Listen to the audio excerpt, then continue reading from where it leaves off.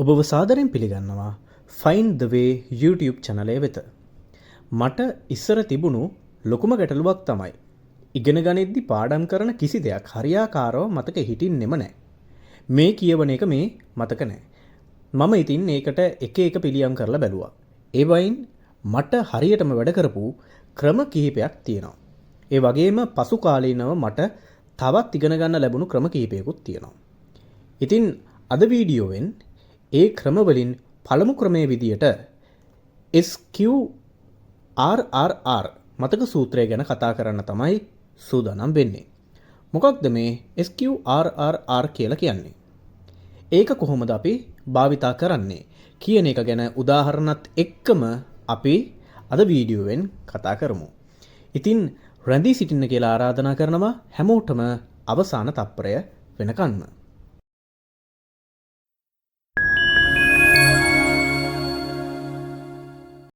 මොකක්ද මේ SQ3R කියන මතක සූත්‍රය කියන්නේ? S survey ගවේෂණය, Q question ප්‍රශ්න කිරීම, R read කියවීම, දෙවෙනි ආරක recite හඬ නගා කියවීම, තුන්වෙනි ආරක review මනෝ චිත්‍ර මැවීම.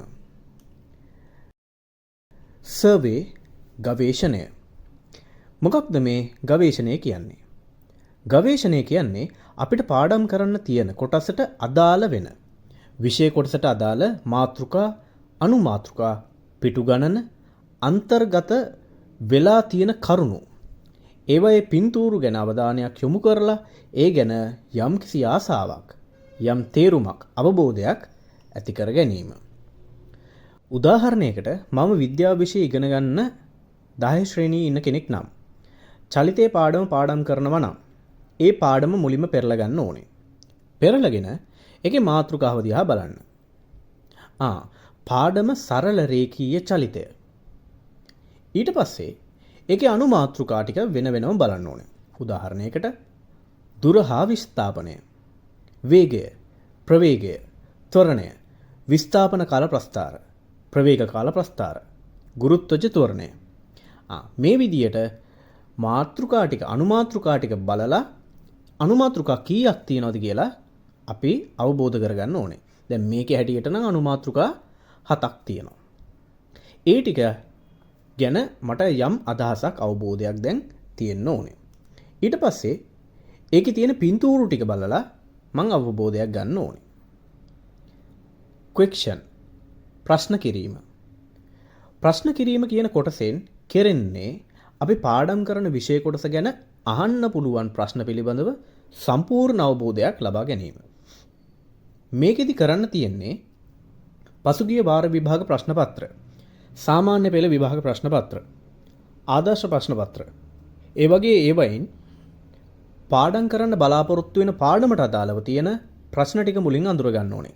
කියවලා බලන්න ඔයගොල්ලෝගේ ප්‍රශ්න පත්‍රවල ඒ පාඩමෙන් තියෙන ප්‍රශ්න මොනවද කියලා.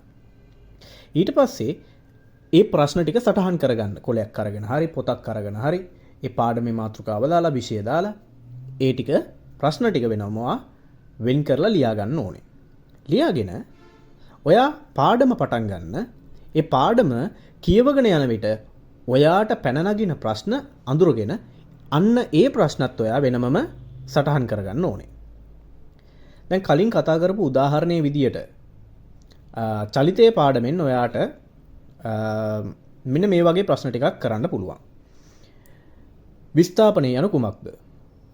දුර සහ විස්ථාපනයෙහි ඇති වෙනස්කම කුමක්ද? ප්‍රවේගය යනු කුමක්ද? ප්‍රවේග කාල ප්‍රස්ථාරයක අනුක්‍රමණය මගින් ලැබෙන්නේ කුමක්ද? ඔන්න ඔය විදියට ප්‍රශ්න ටිකක් ගොඩනගා ගන්න පුළුවන්. read කියවීම. කියවීම කියන කොටසේදී කරන්න තියෙන්නේ කලින් කොටසේදී අපි සකස් කරගන්න ප්‍රශ්නවලට පිළිතුරු හොයාගන්න අරමුණෙන් පාඩම කියවන එක. මේ ක්‍රමයට නිදහස් කියවීම කියලත් කියනවා. ඒ විදියට පාඩම කියවලා අපි හදාගත්තු ප්‍රශ්නවලට අපි පිළිතුරු සටහන් කරගන්න එක තමයි මේ පියවරේදී කරන්නේ. recite හඬ නගා කියවීම. මෙතනදී කලින් නිදහස්ව කියවූ සටහන නැවතත් හඬ නගා කියව ගන්න ඕනේ. review මනෝ චිත්‍ර මැවීම.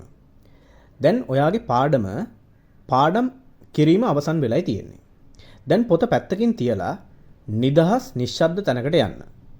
ගිහින් ඔයාට පහසු ඉරියව්වකින් මුලින්ම එක්ක වාඩි වෙන්න, එක්ක ඇඳක නිදාගන්න, කොහොම හරි ඔයාට පහසු ඉරියව්වකින් ඉන්න. ඒ ඉන්න ගමන් ඔයා පාඩමෙන් හදපු ප්‍රශ්න මොනවද? ඒවට ඔයා ලියාගත්තු උත්තර මොනවද? ඒ පාඩමේ අනුමාතෘකා තියෙන්නේ මොනවද? ඒ කොටස් වලට තිබුණු විශේෂ සූත්‍ර මොනවද? ඒ කොටසේ තිබුණු පින්තූරු මොනවද? කියන දේ චිත්‍රපටයක් බලනවා වගේ ඔයා මතකෙන් නැවත ආවර්ජනය කරලා බලන්න ඕනේ. හැබැයි දැන් ක්‍රමය නම් කතා කරලා ඉවරයි. මේක ගොඩාක් සාර්ථක ක්‍රමයක්. නමුත් විශේෂයෙන්ම මතක තියාගන්න ඕන දෙයක් තියෙනවා. මේ විදියට පාඩම් කරද්දී අපි කරන වැඩේට ආසාවක්, උනන්දුවක්, උත්සාහයක් වගේම මට මේක කරන්න ඕනෙමයි කියන අරමුණ තියෙන එකත් ගොඩාක් වැදගත් වෙනවා. මේ විදියට පාඩම් කරන වෙලාවට කීයටවත් ෆෝන් එක ළඟට ගන්න නම් එපා. ඒක නම් විශේෂයි. එහෙනම් ඊළඟ වීඩියෝවෙන් හමු වෙන්නම්. රැඳී සිටියට ස්තුතියි. මේ වගේම ඔබට අත්‍යවශ්‍ය වීඩියෝ නැරඹීමට අපිව සබ්ස්ක්‍රයිබ් කරන්න අමතක කරන්න එපා. ඔබට සුබ දවසක්.